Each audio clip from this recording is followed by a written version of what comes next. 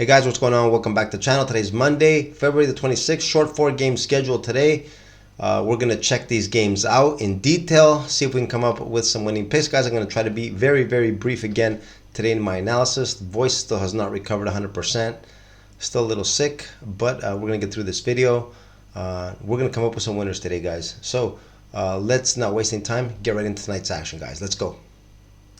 Alright guys, first up we got Toronto Raptors in Indiana taking on the Pacers. Raptors guys came out of the All-Star break red hot, 2-game winning streak, beat up on the Brooklyn Nets, blew them out 121-93, followed that up with a nice 2-point win in Atlanta against the Hawks. Third game for the Raptors after the break with momentum.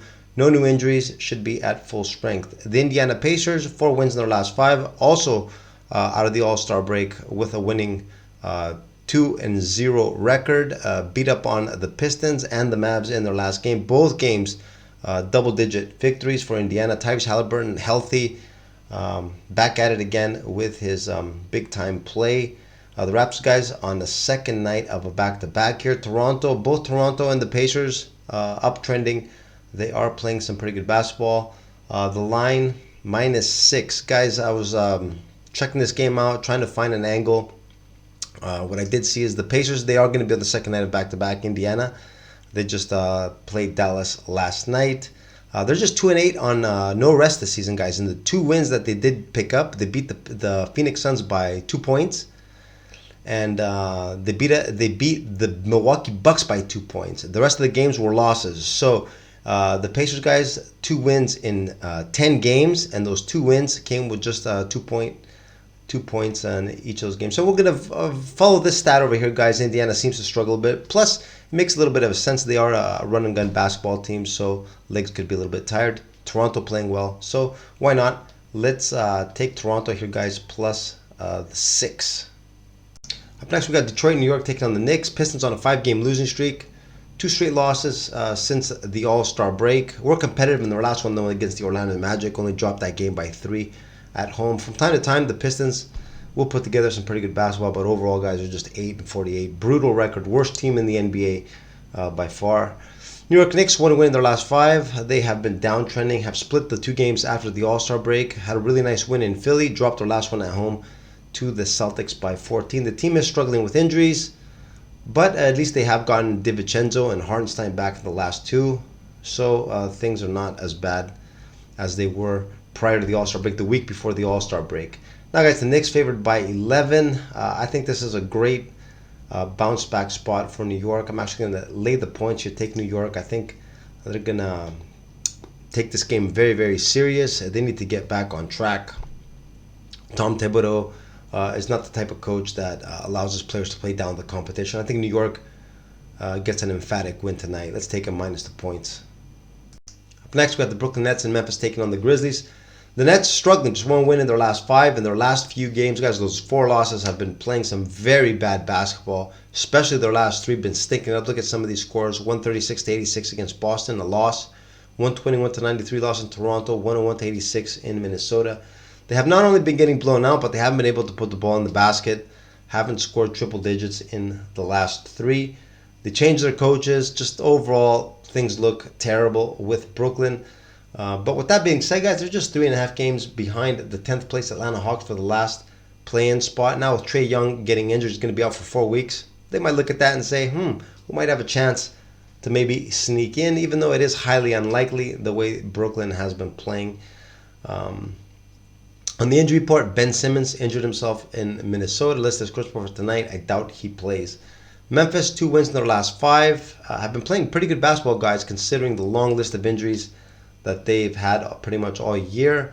Let's just look at the last 3 games. They're 2-1. They beat the Houston Rockets. They beat the Bucks as 14-point dogs at home.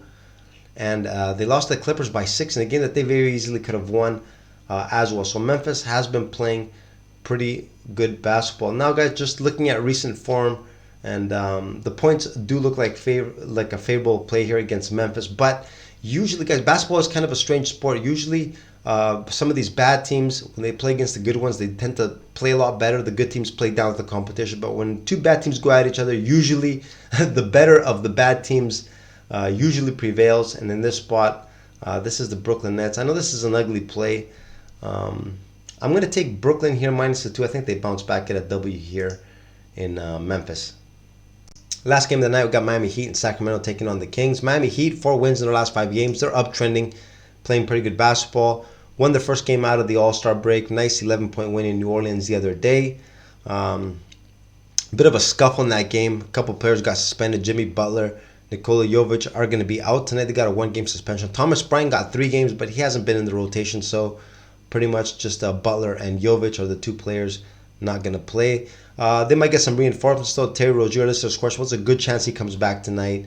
Tyler Hero also listed as questionable. I do expect him to play. He played against the Pelicans as well. Sacramento, 3 wins in their last 5. Won their 2 games since the break. 5-point win against San Antonio, tough one. And got a big one last night against the Clippers on the road. Very nice win for Sacramento. Second night of back-to-back for them. Travel from LA to Sacramento as well. So far, 4-4 this year, guys. Sacramento on back-to-backs. They started the season off 4-4, but they've won their last 4, so shows that they've kind of overcome that problem that they've had on the second night of back-to-back. See, this line, guys, is pretty inflated at 7. Miami, even with Jimmy Butler being out, these are a ton of points, guys, especially the way they've been playing the recent form. I don't think I need you to tell me that the public is going to be jumping over the plus points here. I'm going to wait. I'm going to wait in this game. Hopefully, Terry Rozier comes back. Hero gets ruled in. Maybe get a more favorable number with Sacramento at -6. For the video's sake, I'm going to put it at -7 because that is what the line is at right now. I think Sacramento's going to dominate this game. I'm going to take him here minus the points. Even though, like I said, guys, closer towards game time, if those 2 players get ruled in, this line might get bumped down to a -6. This is also going to be my bet of the day, guys. Sacramento. I think this is going to be a big win for the Kings. And that's what I got for you guys today on this Monday, February the 26th. My bet of the day, like I just said, is going to be on the Sacramento Kings. I'm just going to wait to get the best number available. The number will drop. I'm almost certain of that, especially if Rozier gets ruled in. I know the public is definitely pounding the plus points. I think Sacramento guys are going to run away with this game.